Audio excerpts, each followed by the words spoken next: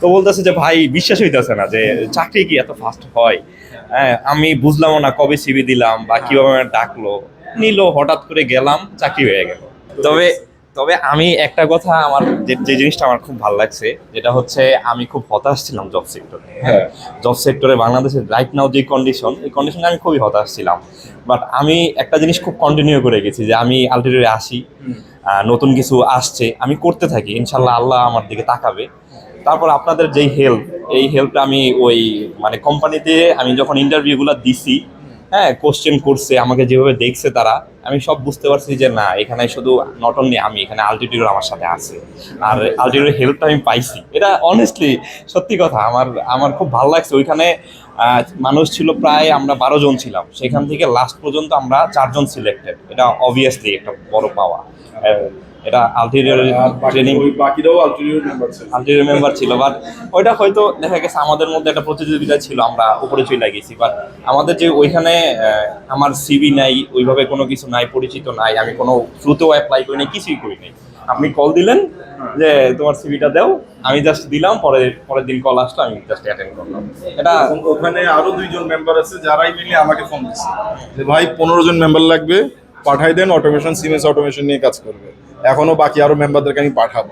2 জন already আছে, তোমরা 4 জন, 6 জন, আরো নতুন করে আমরা আরো অনেকগুলো মেম্বারকে পাঠাইতে হবে, টোটাল 15 জন আর কি। তবে আমার মানে খুশিটা কোন জায়গায়, আমার হচ্ছে ওই যে আমার সাথে যে আরেকজন ছিল, ও তো আলটিটিউড মেম্বার, আমরা একসাথেই থাকি।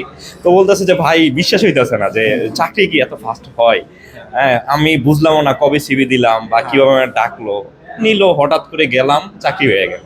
এটার জন্য মানে আমার খুব ভালো লাগতেছে। এটা আপনাদের যে অনেক বড়। যেমন আমি আজকে আরেকটা এক্সাম্পল দিই। আজকে আমাকে ফোন দিছে ব্রেস্টন থেকে, আছে বেঞ্চমার্ক, আর বেঞ্চমার্ক থেকে, যেটা গনি গ্রুপের আন্ডারে।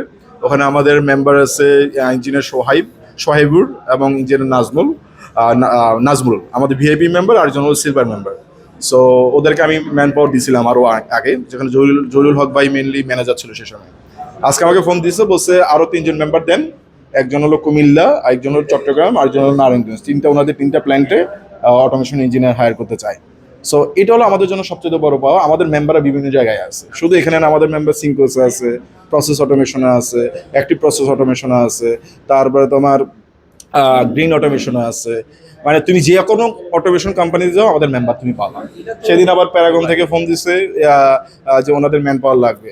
সো ওনাদের ইন্টারভিউটা এখনো বাকি আছে।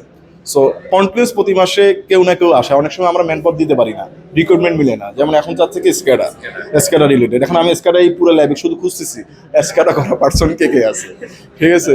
সো এই জিনিসগুলো অনেক সময় হয়। আর অনেক সময় দিতে পারি না, অনেক পার্সনকে জব আছে দিতে পারতেছে না, বিকজ অফ তাদের ইংলিশ কমিউনিকেশন থাকতে হবে।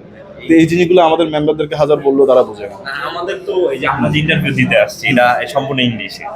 হ্যাঁ, এটাই আমি জানি, কারণ তারা চাইছে বিএসসি। হ্যাঁ, বিএসসি মানে ইংলিশে কথা বলতে। তারপরে হচ্ছে ওইখানে বস ছিল কোরিয়া। হ্যাঁ, তো উনি তো ইংলিশ ছাড়া কিছু বুঝবে না, দ্যাটস ওয়াই আমরা একটু বুস্ট আপ পেয়ে গেছি। আলহামদুলিল্লাহ, থ্যাংক ইউ।